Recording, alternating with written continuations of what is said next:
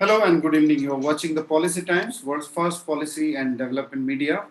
Policy Times has been since last 4 years consistently bringing to you experts from different domains and share their views and experience to make India and the world community a better place for living through policy analysis and policy implementation. Because we understand policy is the backbone for nation building.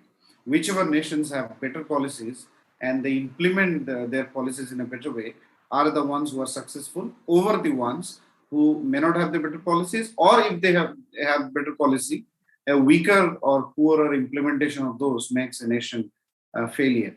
So now education is for any society is the backbone, and education after post pandemic, skilling and education has become all the more important because a large section of the people are out of school and quality has become a big issue. There is ample amount of disruption in the entire ecosystem. So here we have two important speakers and veterans, in fact, coming from two different domains. Dr. Ronald Kovac, who is the executive director of American International Accreditation Association of Schools and Colleges based in Washington. With him, I have a very young and rising entrepreneur, Mr. Upamanyu Chatterjee, who is the founder and CEO of College Shala, and also the co-founder of the Lecture Notes Technologies, a startup based out of Kolkata, West Bengal. Now, that will be an interesting place to see how entrepreneurs are rising from this belt, eastern state of West Bengal. Now, we will discuss about skilling and education, challenges and opportunities, and how as a startup, what Mr. Chatterjee is bringing innovative solutions to the conventional challenges that India is facing post-pandemic. So just to start off, I'll first request Dr. Kovac to, with a brief introduction of yours and the organization that you represent, and to hear from you the latest education and skilling challenges that different countries, especially in Middle East, Africa, and South Asia are facing, and what kind of solutions that you are suggesting and advocating and guiding to a lot of education institutions, education leaders, and the education entrepreneurs across the world. And then we'll come to the young entrepreneur to share his views. Okay, and I can share my screen now. Right.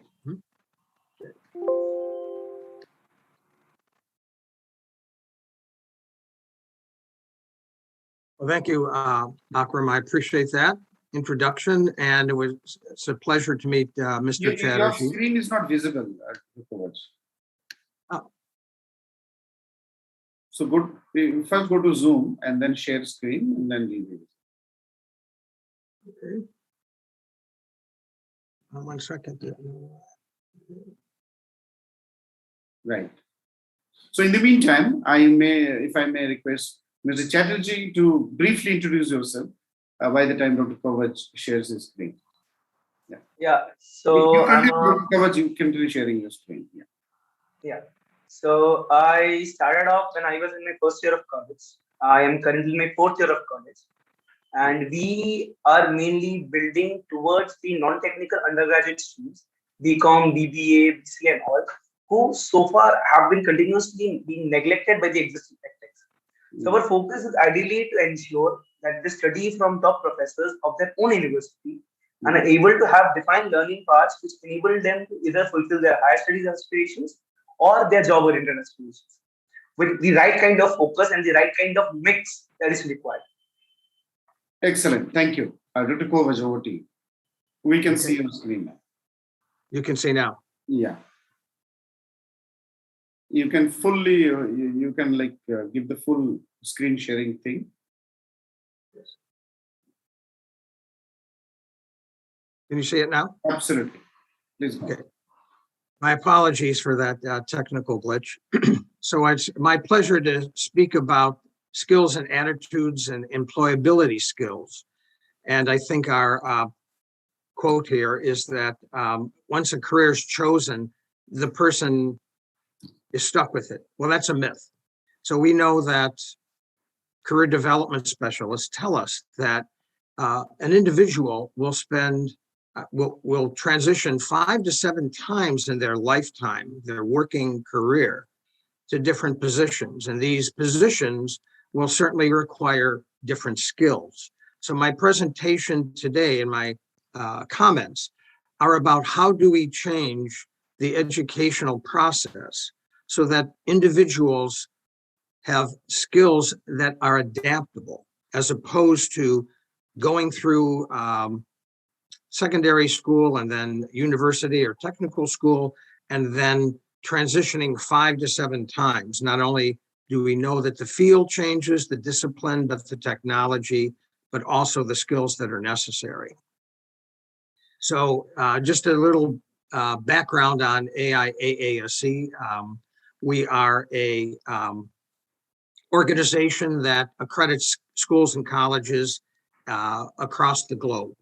So my presentation today comes from the basis of working with schools and colleges in different regions of the world to better understand their needs, their educational process, and how that will meld with what we require, and that is American Common Core standards and an American educational approach to improving schools. So we're not auditors and we're not inspectors, but we work with organizations, schools and colleges, to improve and help them meet their strategic goals.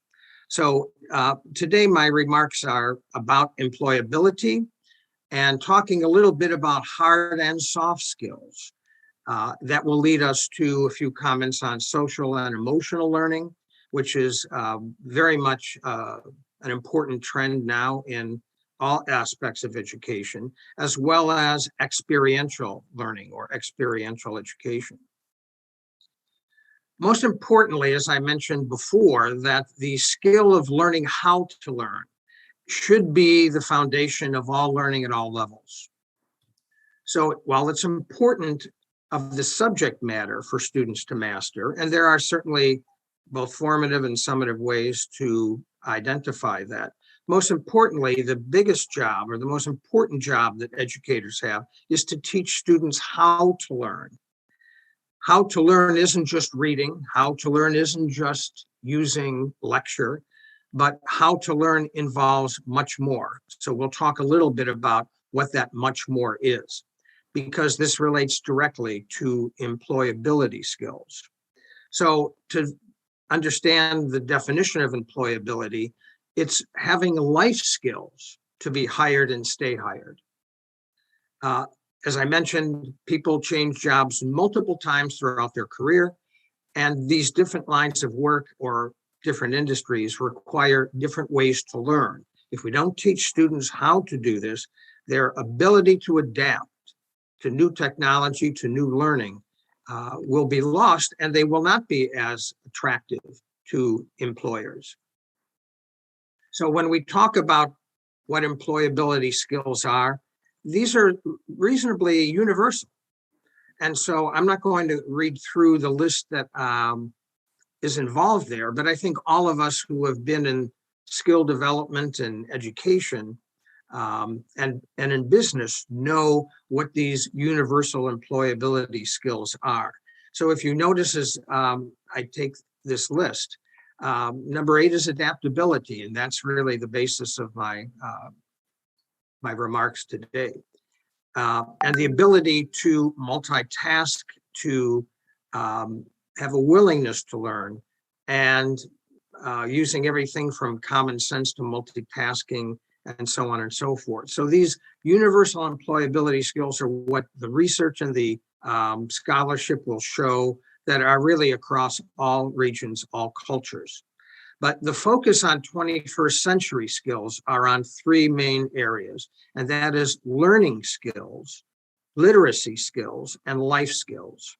So the learning skills really are what oftentimes are considered soft skills. The literacy skills really focus on technology and the subject matter at hand.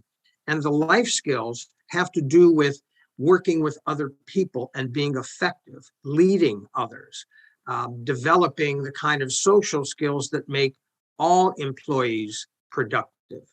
In a previous position that I held in developing an organizational leadership program in at the master's level. I built the program by first going to industry leaders and asking them, what are the skills? And this is a good 25 years ago. What are the skills that your employees lack? It wasn't the technology, it wasn't the subject matter, it wasn't the discipline skills, it was the ability to work with others to produce productive teams. And so the degree that was developed focused on what we will call the life skills. Oftentimes they're identified as both hard and soft skills. But I want to make mention of the fact that sometimes, if you look at the soft skills, that people think that as fluff, extra. Those are, that soft skills need to be balanced with the hard skills. The hard skills, of course, are the specific abilities, the subject matter at hand. I'm an engineer, I'm a technician in varying fields, I'm in medicine. Those are the hard skills, but the ability to complement are the soft skills. And so my remarks are really focused on challenging schools to develop both. So while it's important to have one, it's most important to have the other as well.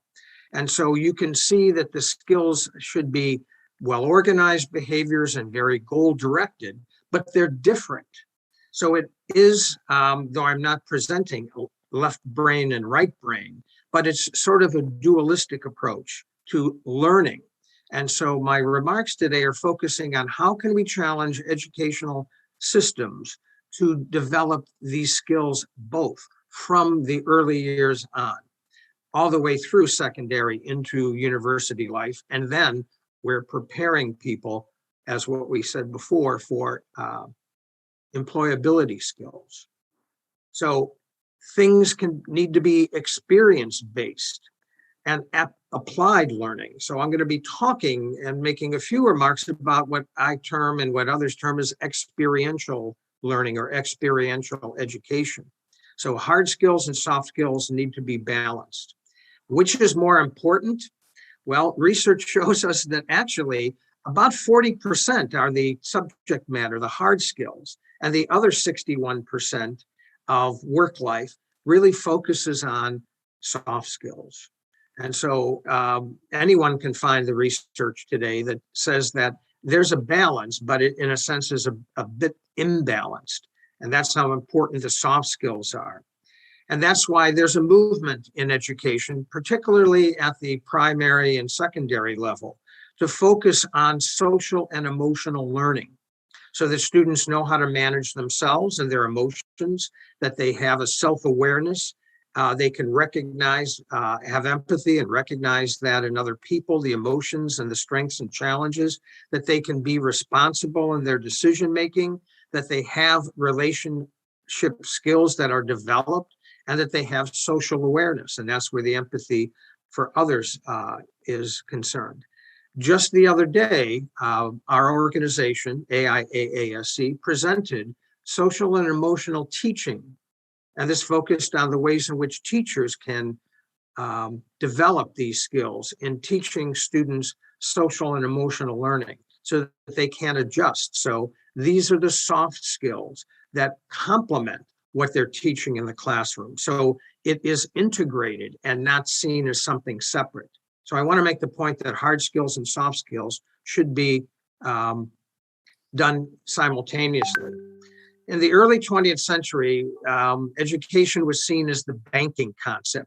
I pour so much intellectual orange juice into students, they receive, file, and store it, and that becomes a deposit.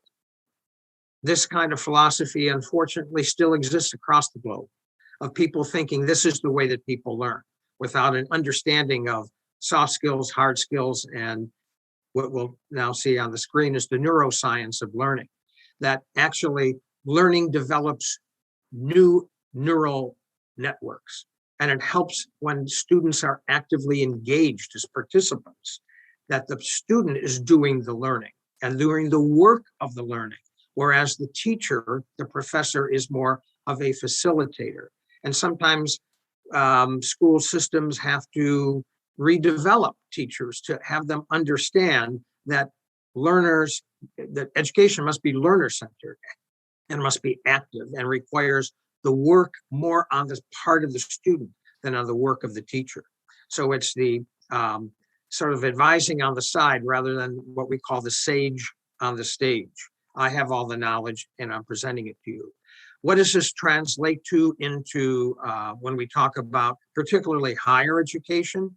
We see that ways in which experiential learning can be part of the curriculum in all of these areas. Cooperative education, where a student works one term and then comes back and goes to school, goes back to work, and has a relationship with the industry and the community, the business community. Service learning, where students learn by assisting others in various projects. Design projects that are done while they're in school, helping industry and business solve problems as part of the curriculum, rather than just learning how to solve problems, they're actually doing it. Internships, practicums, these do occur when you're in education and nursing and health sciences and engineering. Who wants to hire an engineer that has never designed a project, worked on a project, participated in it, and knows the ins and outs of it by doing? So experiential education or experiential learning is another way to get to that. So teaching is a balancing act, and there is a tension that must occur in education. As an example, theory and practice, the classroom to the real world. These are not to be seen as discrete, but integrated. If we only focus on one, students are not getting the skills they need to apply what it is that we're teaching from the subject matter experts. So changing the way we teach, teaching students how to learn is really key.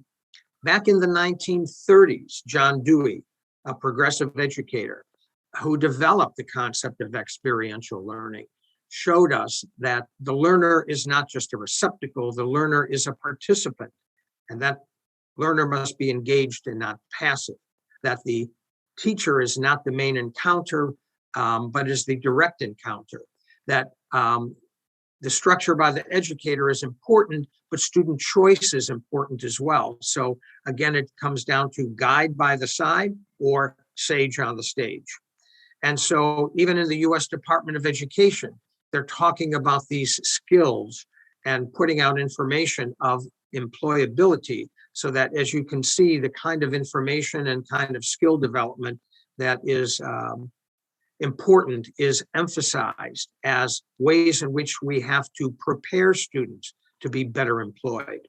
And so that kind of concludes my very brief remarks about ways in which experiential learning, social emotional learning, hard skills and soft skills must be emphasized within the curriculum, the way that we educate teachers, the way that we provide professional development opportunities.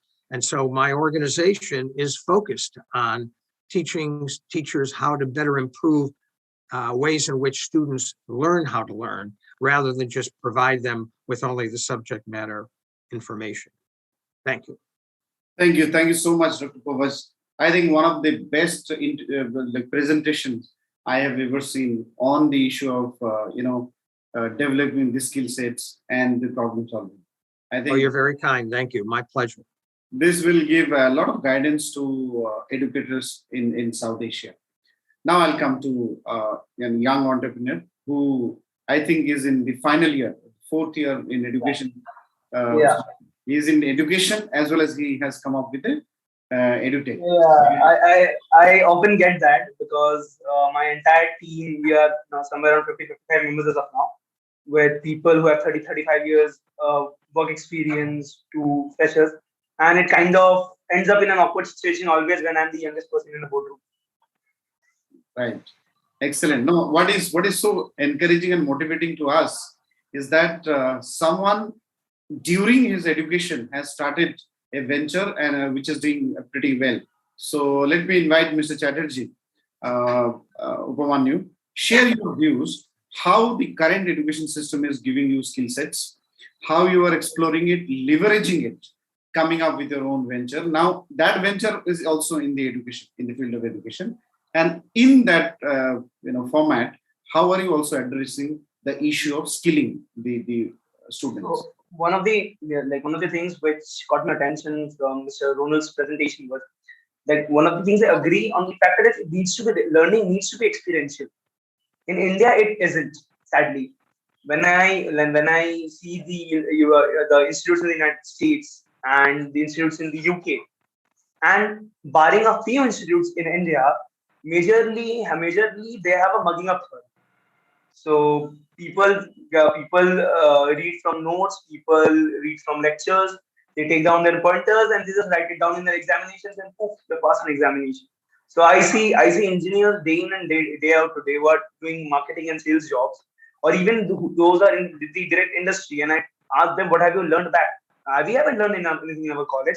The training which they got was actually the corporate training in the initial years of service in the industry, and that is something which I believe needs to change. So that was one of the reasons we are currently focusing on developing job oriented courses, because our factor is simple. You go to an edX, you go to a Coursera, you go to n number of Indian edX, they'll teach you 11 things. They claim to teach, I won't say they teach you, they claim to teach you 11 to 15 skills, but they never teach you how to utilize those skills to get in the industry. Where in the industry exactly is the skill set required? And even if that matches, they don't teach us how to crack the interviews. So for someone who is good at financial modeling and has learned it from a X source, doesn't actually know how to go ahead and get an interview with EY and then crack the interview and then eventually be a financial analyst where the modeling is required. So we see that the journey has this critical gap, and that is where we are aiming to. Similarly, we understand that a professor or a teacher plays a very important role in a student's life. And sadly, books and singular notes cannot convey it. And one of the biggest reasons of a digital divide in India was because people living in far off districts had no way of reaching the educational centers in the metros or in the main educational hubs. And that is another space where the college lecture notes ecosystem is working, because we are activating the peer sharing network there. And the aim is that today, sitting at your home at your fingertips, you're going to get the same teacher whom you have ideated or envisioned in your life, as someone I have heard about in my zone. Because teaching is also a hands-on job. So one of the things we are doing with lecture rooms, which is our digital classroom infrastructure, is that we are trying to ensure that the touches which happen in physical education, the interactions, they can be encapsulated and emulated in the digital classroom. Because that is where the children learns. For example, if we all go back to our childhood, it was not always the teacher from whom we learned stuff. It was also a friend who sat beside us and the mid-bencher who helped us with stuff. And we discussed. And that is how the knowledge came in. That is how we learned a lot of things. That is missing in digital education today. So how can we subtract such an important part from a student's life and expect it to learn everything? For example, in engineering also, what I love outside India or in the tier 1 institutes is the clubs, they interact and they form projects. You'll see in certain universities, people are developing Formula 1, Formula 3 cars. They're setting their own team. That's hands-on experience. That is needed. You cannot just study from 12 videos about it and learn everything. So our focus has been on one part, getting the right personality. And the second part, wherein we are able to enhance the skill set of a student or an individual and ensure his link to the right path towards a employment opportunity. And lastly, the virtualization part, we're still working on it. And I would love to see other edtechs work on it rather than focus on their sales numbers and pushing their content and doing pre-recorded classes. That's not how learning happens. That's something that needs to be dealt with, especially in our country, which is one of the biggest edtech markets today. Thank you. Thank you so much, Upamanyu. Wonderful perspectives at such young level. The kind of thinking you have brought, I think you and your edtech, your friends can take the edtech level to a completely different level. And it will improve and help and benefit this India's edtech market, as well as Indian students who would be taking education from there. I would come to Dr. Kovac for the final comments. So your closing remarks on today's session. Yes, I think Mr. Chatterjee is a fine example of someone who learned by doing. You were talking about pushing the content. If your entire education had only been on focusing on learning the book, having it, your teachers only focus on test taking rather than teaching you how to deconstruct tests to understand and how to study them. But most importantly, learning how to apply what you have learned. Entrepreneurship is an excellent example, and it can be taught at the lowest levels from primary school all the way up to give students these kinds of skills. So this is, I think, a very good example and a nicely balanced panel to have someone who is a young entrepreneur who faces, I'm sure, your own challenges of someone saying, well, you're too young for me to go into business with you. What is it that you know?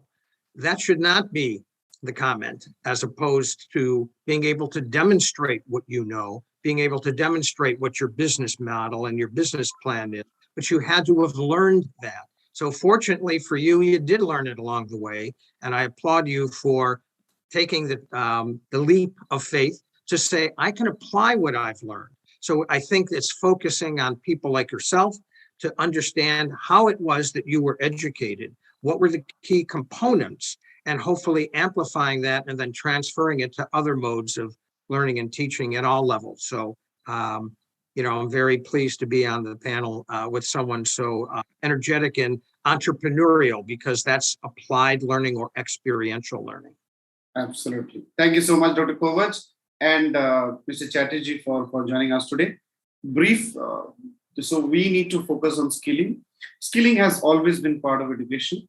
Now, as Dr. Kovach highlighted, that larger part of skilling that needs to be developed in today's kids are the soft skills.